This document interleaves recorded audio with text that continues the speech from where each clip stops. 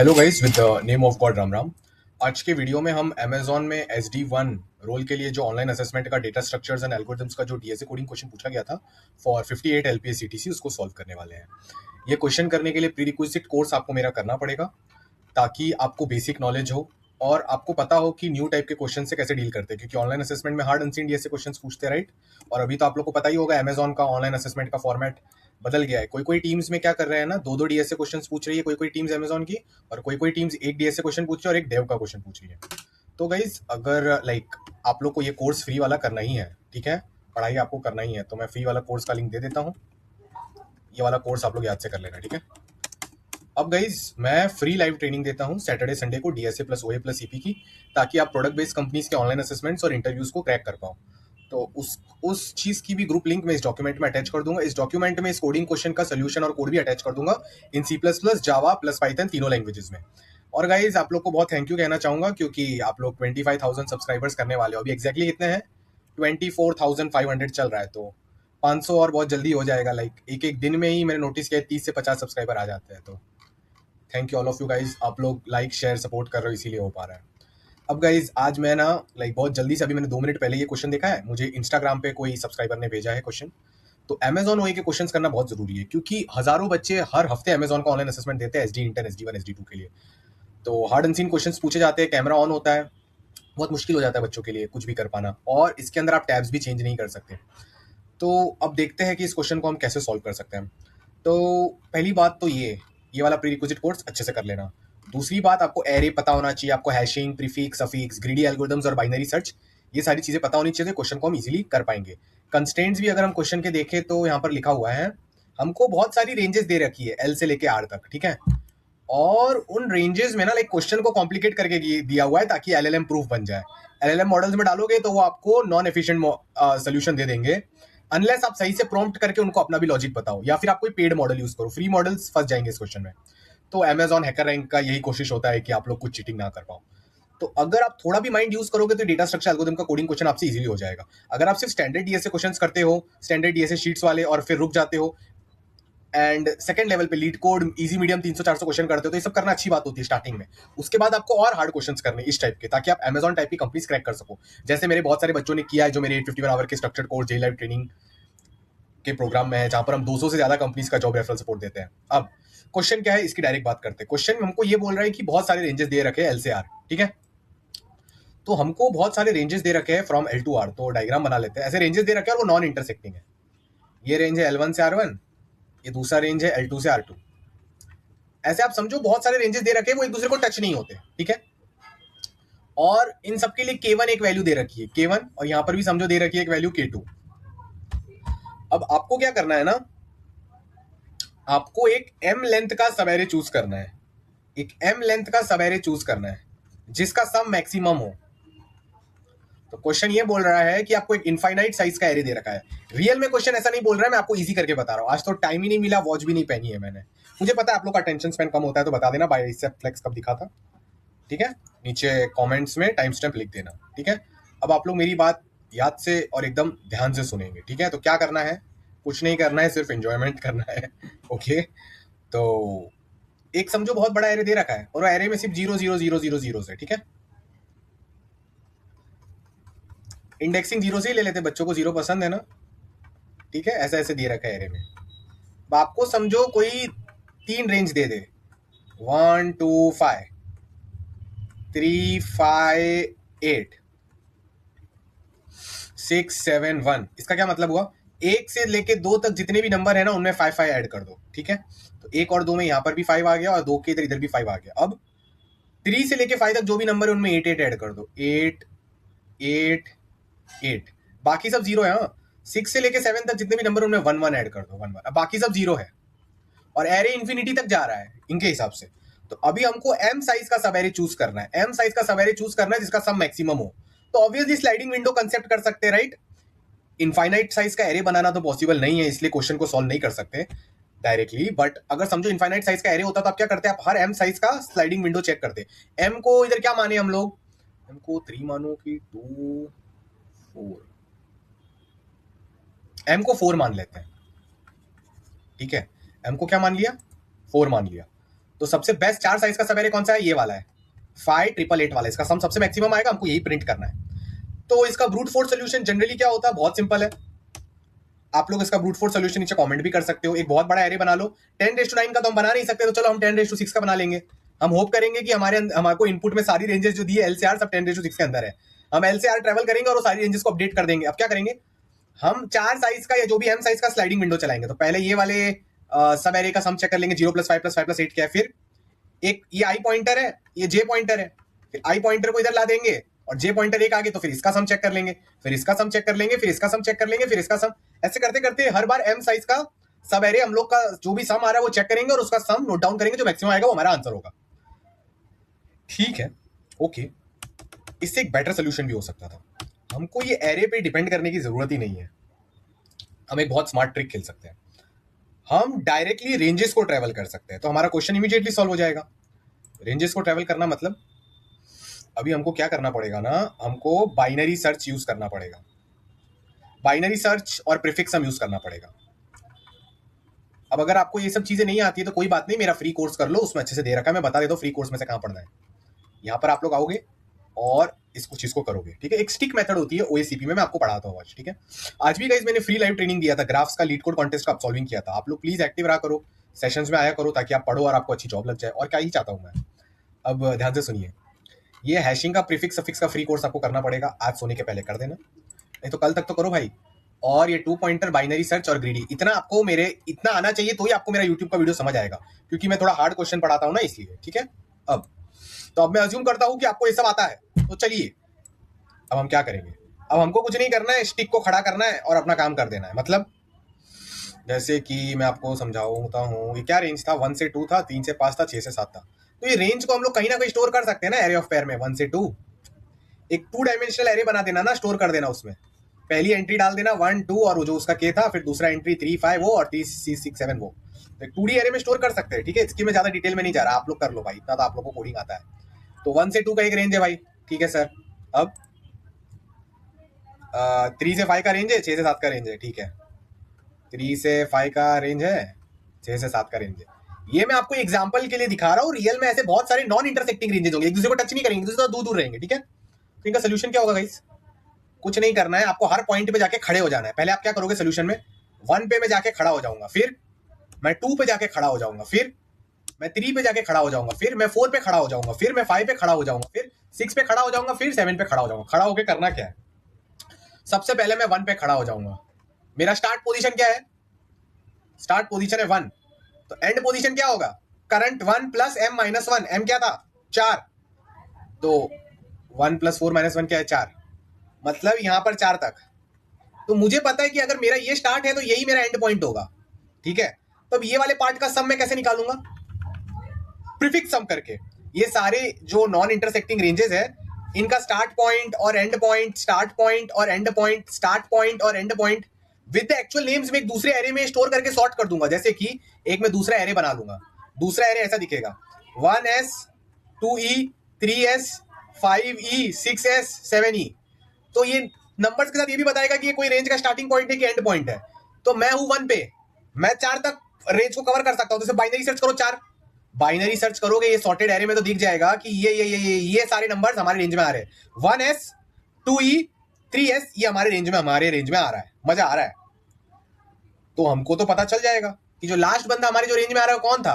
3s था, right?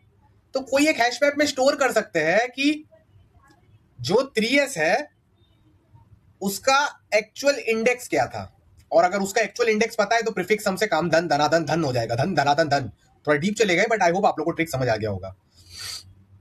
जैसे कि आपको कैसे मैं बताऊं, देखो हम स्टोर कर सकते हैं कि जो 1, 2 है ना, इसका कुछ k1 वैल्यू रहा होगा।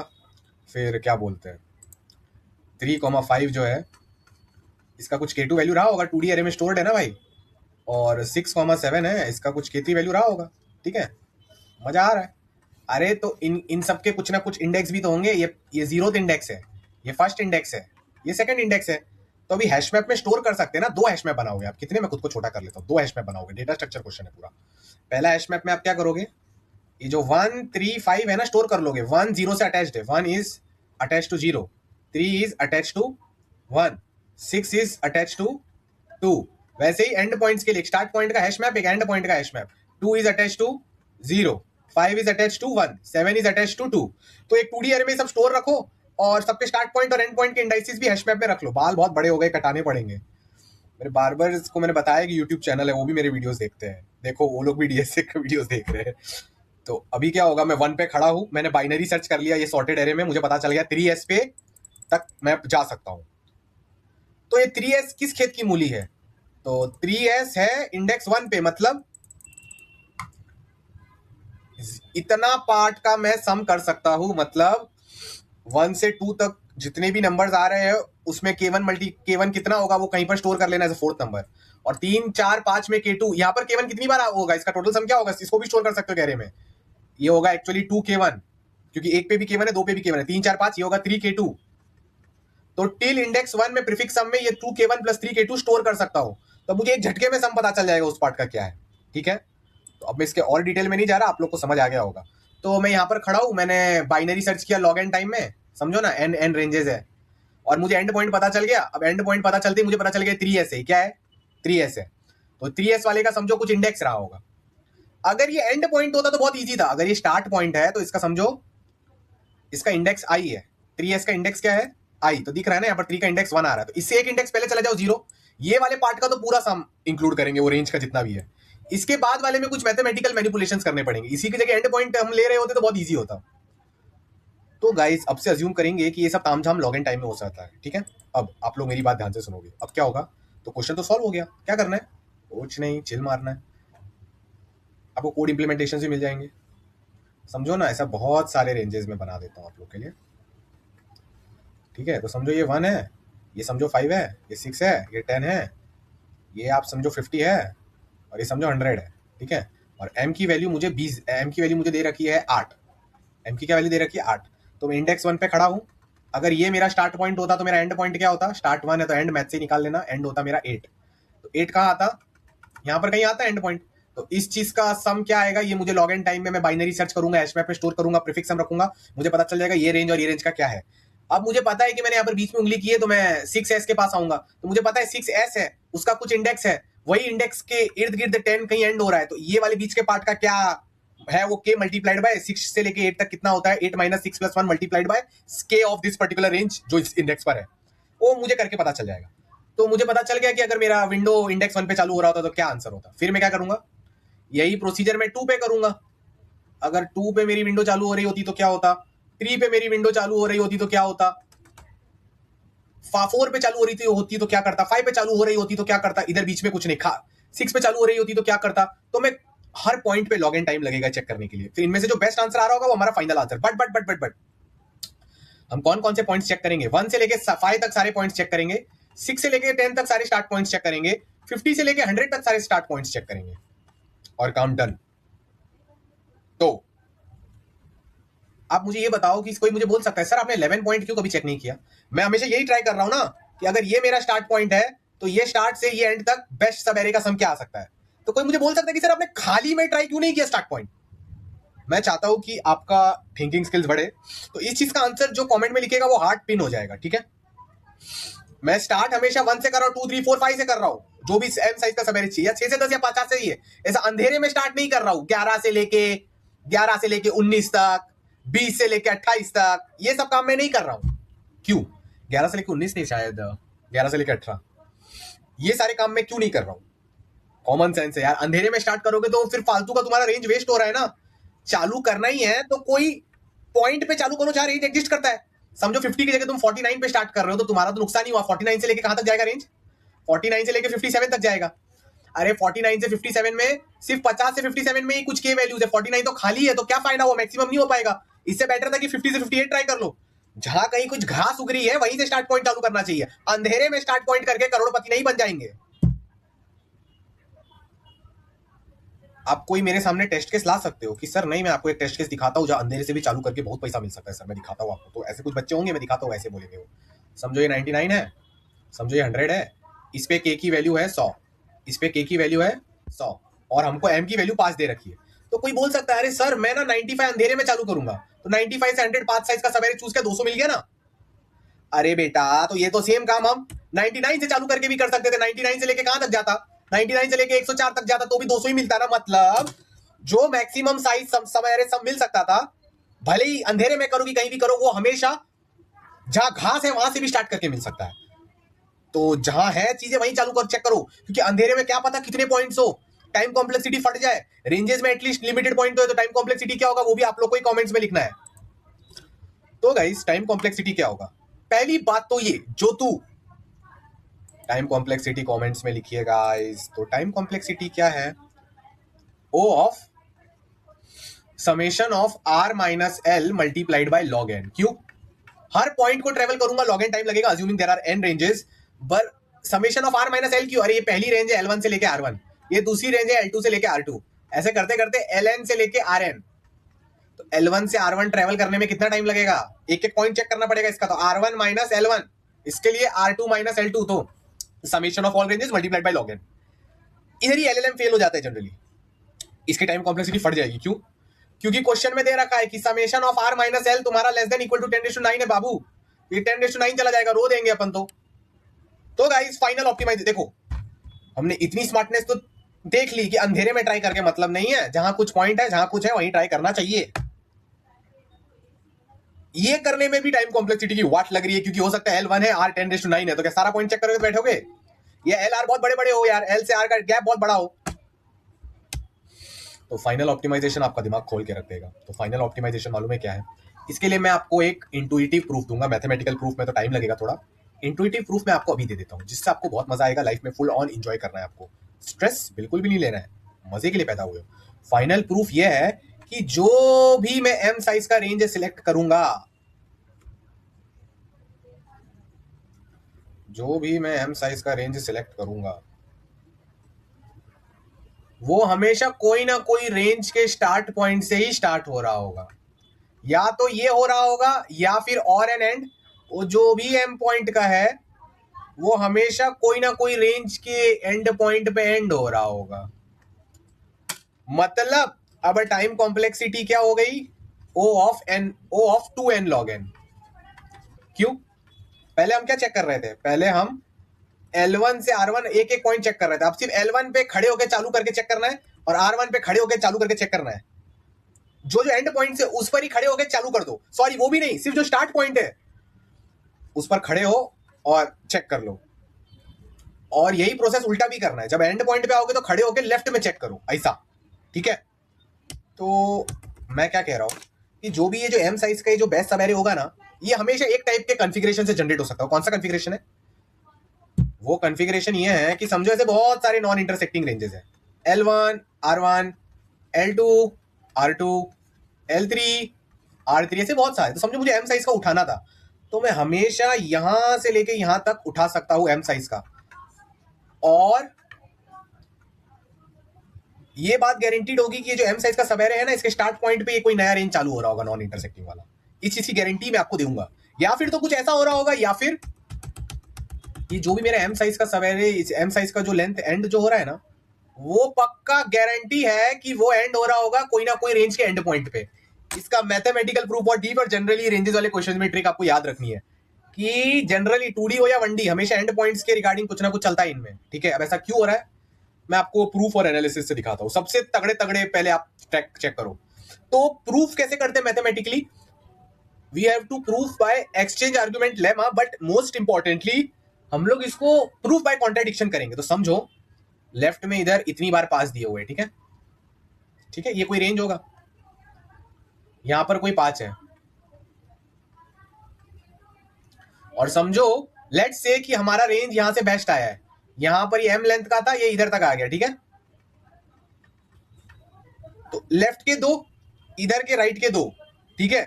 तो अभी एम लेंथ का है, तो ये अभी हमारा रूल्स फॉलो नहीं कर रहा है। मैंने क्या बोला था, एम लेंथ का जो भी बेस्ट वाला आंसर है वो हमेशा कोई ना कोई रेंज का स्टार्ट पॉइंट या एंड पॉइंट पे उसका स्टार्ट या एंड पॉइंट होना चाहिए। तो अगर ऐसा केस हो जाता है तो आप बहुत दिमाग से क्या कर सकते हो, आप एम को ना 2 प्लेसेस लेफ्ट शिफ्ट कर लो। तो 2 प्लेसेस लेफ्ट शिफ्ट करोगे तो ये 5 का नुकसान हो गया, 5 का नुकसान, बट इधर 5 5 मिल जाएगा ना, तो ये ऐसा हो जाएगा। तो देख लो क्या हो रहा है, ये एंड कहां हो रहा है, ये हवे में एंड हो रहा है। हवे में मतलब ऐसी जगह एंड हो रहा है जहां कुछ भी नहीं है। पर इसी की जगह चलो मैं आपको एक और चीज करके दिखा देता हूं।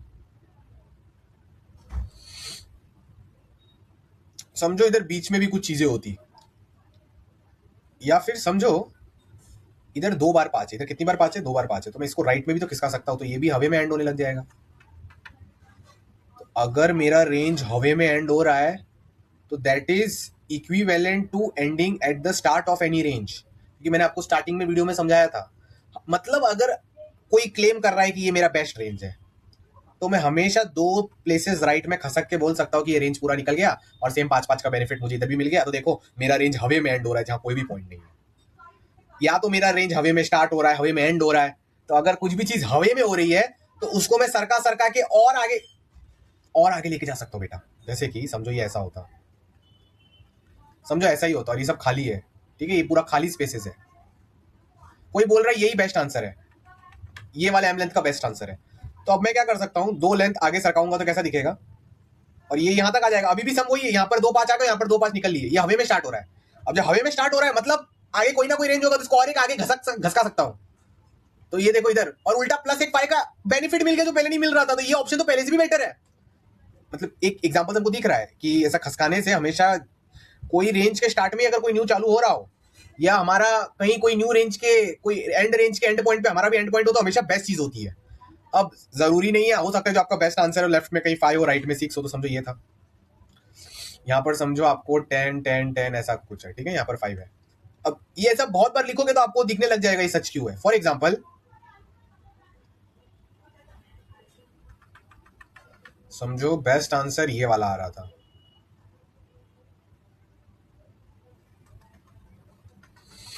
ये 2 5 इंक्लूडेड थे और ये 3 10 बेस्ट आंसर में इंक्लूडेड थे, तो अब क्या किया जा सकता है, सोचते हैं। समझो ये एंड नहीं हो रहे थे, इधर पीछे और एक 10 है, इधर और एक 10 है, ठीक है, इधर और एक 10 है, ठीक है, तो मैं हमेशा उसको, इसके 10 के बाद कुछ भी नहीं है तो मैं एक स्लाइड आगे घिसूंगा तो ये 5 निकल जाएगा और ये 10 ऐड हो जाएगा, तो बेटर ही हुआ। और अगर ये 10 लास्ट 10 था तो यही सही था, कुछ करने की जरूरत नहीं है, इसके ये रेंज के एंड पॉइंट बेंड हो रहा था। तो गाइज मैथमेटिकली प्रूव किया जा सकता है क्या कि अगर ये मेरा एल है और ये मेरा आर है, तो 2 ही केसेस हो सकते हैं। ये एल अभी करंटली कोई रेंज को टच कर रहा होगा या आर कोई रेंज को टच कर रहा होगा। समझो इधर भी सिमिलर वैल्यूज थी, इधर भी सिमिलर वैल्यूज थी, ये भी पूरा रेंज में सब 5 ही था, इधर भी पूरा 5 था, तो सरका के कैसे प्रूव होता है आपने देख लिया। समझो एक जगह कहीं ज्यादा वैल्यूज थी और दूसरे रेंज में कहीं कम वैल्यूज थी, तो जहां पर भी ज्यादा है ना उसको आप उधर और सरका के उसके एंड तक रीच कर सकते हो, उसको और ले सकते हो, तो ये जो कम वाला है वो निकल जाएगा और वो कम वाला रेंज एंड होते ही हमारा लॉ प्रूव हो जाएगा कि हम एक जगह से निकल पाए जहां हमको नुकसान हो रहा था। आई होप ये डीपर इंट्यूशंस आपके दिमाग में जा रहे हैं। मैं चाहूँ तो 3 4 घंटा डीपली एक्सप्लेन कर सकता था, बट यूट्यूब के लिए मुझे लेंथ कंस्ट्रेंट रखना पड़ता है। हर आती जाती श्वास में राम नाम का सुमिरन करना है, लाइक दिस,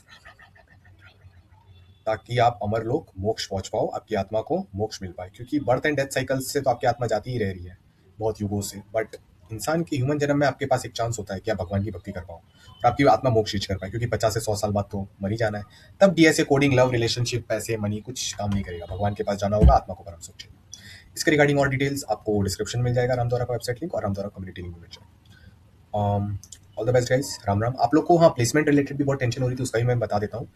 मैंने एक वीडियो बनाया, मैं और भी वीडियोस बनाऊंगा, लिंक्डइन रेज्यूमे और ऑफ कैंपस में क्या करना है, ये 3 चीजें आप लोग को ध्यान से करनी है ताकि आपको ज्यादा इंटरव्यू कॉल्स आए ऑफ कैंपस में और ताकि आपको जॉब लग पाए, क्योंकि बहुत सारे बच्चे जॉब्स को लेकर स्ट्रेस मत रहो। 2026 में मैं गारंटी देके कह सकता हूँ आप में से एक एक बच्चे को अच्छा खासा जॉब लग जाएगा, एटलीस्ट 10 15 लाख का जॉब लग जाएगा। बस आप वो करना जो मैं बोल रहा हूँ। राम राम।